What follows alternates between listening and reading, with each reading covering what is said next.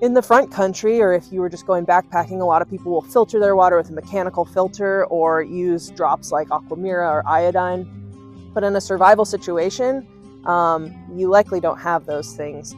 The only way to be 100% sure your water is clean and ready to drink is by boiling it.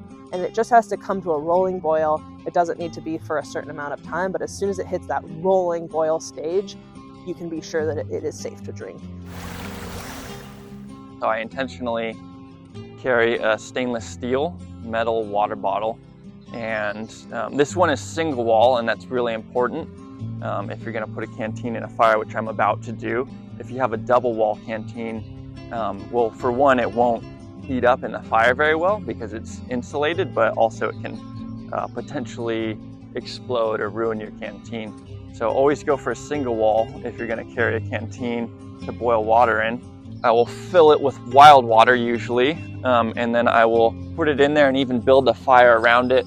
But when it is boiling hot, I'm not going to want to wait for the fire to die down and for this to cool down. I want to pull it out. I'm actually just going to take these 2 sticks and pull this canteen right up out of here. And then I can actually put the lid back on. And if it's too warm to drink at this point, I could go and I could set it in a creek, cool it down.